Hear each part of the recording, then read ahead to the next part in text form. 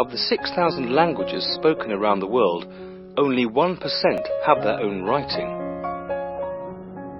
The Chepang tribe from Nepal, who are without an alphabet of their own, have adopted the Korean letters Hangul in an effort to preserve their language and culture.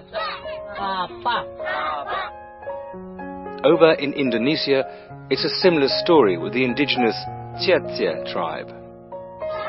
Although Hangul was never intended for their language, it replicates it perfectly, as its 24 letters are able to express over 11,000 sounds, by far the most in the world.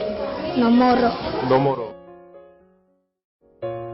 Completed in 1443, it is the last alphabet created in history, and the only alphabet made by man where the linguistic theories, motivation, date of invention and inventor have been perfectly documented. This is a tale of Hangul and its pioneer, King Sejong the Great. Consonants. King Sejong completes the consonants after 10 years of extensive research, including a study of the human anatomy. Alphabets began as pictographs, as a representation of everyday objects, but these new letters were iconically modelled after the human speech organs. G, the sound of letter G. As we make that sound, note how the base of the tongue blocks the throat.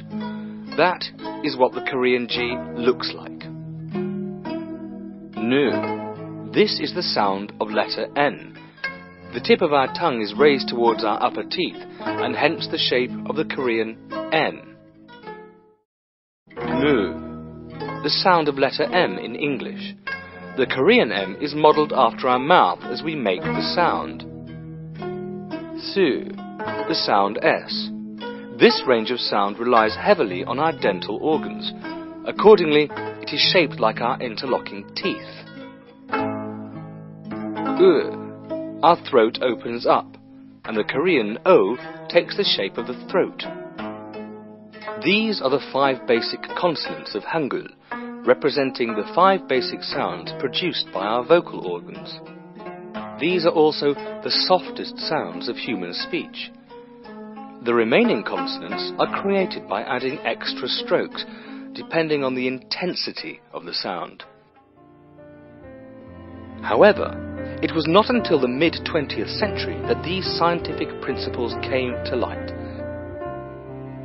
Min Jong-un, discovered in 1940 and written by King Sejong himself, details the reason behind the creation of Hangul and the linguistic theories behind it. It had been suspected that King Sejong devised the consonants so that at least some of them represent the shape of your mouth as you are pronouncing that consonant. And linguists said, that can't be. That's just amazing. But then, when the documents were discovered, it really is true. So those are 2 amazing things about Hangul consonants. Vowels. If the consonants are grounded in linguistics and science, we find something very different in the vowels, namely the philosophy of the universe. The vowels were based on the trinity of heaven, earth, and men. The round heaven, the ground beneath the skies, people who walked the earth and lived beneath the heavens. These were the 3 basic vowels, and others were made by placing the round dot above or below the horizontal line and to the left and right of the vertical line. The vowels therefore represent the harmony of heaven, earth, and men. Hangul goes beyond, however, and also encompasses the key philosophy of Yin and Yang, the notion that the universe is governed by 2 opposing forces. Vowels with a dot above or to the right of the horizontal or vertical lines represented Yang, positive and powerful. Vowels with a dot below or to the left are Yin, cold and weak. And there is a rule in Hangul that only the vowels of the same type appear in the same word. For example, dark is o, du, da in Korean, and the principal part consists of the vowels e and u. The dot and the strokes are to the left and below the lines, and these are the yin vowels only. We call it the harmony of vowels. A word will only have the yang vowels or the yin vowels. There are exceptions, of course, particularly in the contemporary use of Hangul. But this rule was followed to the letter in the Old Korean, and it's an incredible expression of the fundamental Eastern philosophy. King Sejong. Korea enjoyed a golden age under King Sejong. Jagyeru, the world's most advanced automatic clock, Chuugi, the world's first rain gauge, Jonggambo, the first musical notation system to convey a note's pitch and length, 200 years ahead of the familiar five-line staff notation. Hwa-cha, the world's first mobile rocket launcher, which revolutionized national defense, and the mighty Shingi-jeon rocket, which remained unrivaled until the very late 19th century. In the first half of the 15th century, around 60 major accomplishments were made in the field of science. Of these, 29, almost the majority, came from Korea alone. October 1430. Sejong introduced maternity leave of 130 days for the servants working at the royal palaces and the local governments. In 1434, he introduced paternity leave of 1 month.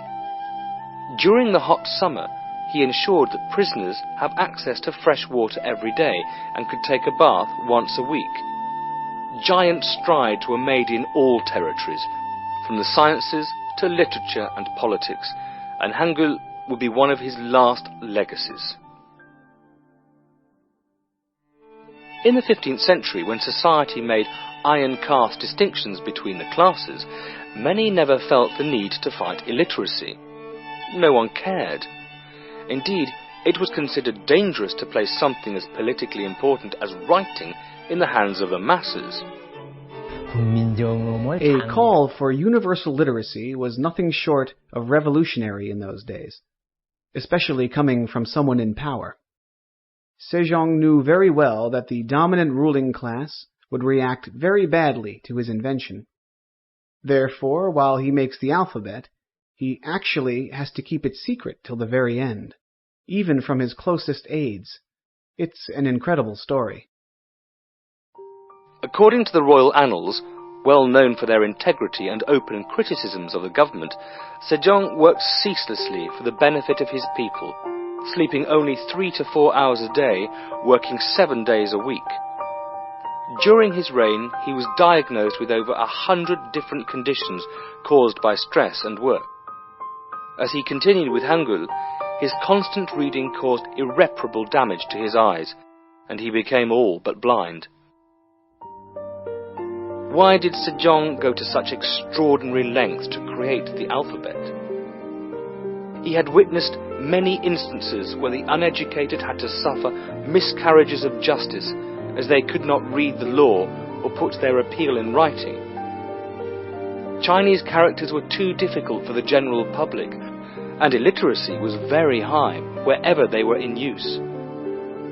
Indeed, as Sejong himself explains when he promulgates the alphabet, among the uneducated people there have been many who, having something they wish to put into words, have been unable to express their thoughts in writing. I am greatly distressed by this and have made 28 new letters. Let everyone practice them at their ease and adopt them in their daily lives.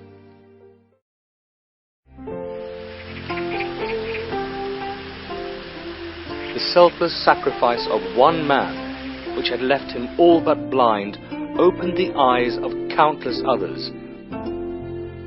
To this day, his invention continues to be a beacon of light, illuminating people without an alphabet of their own.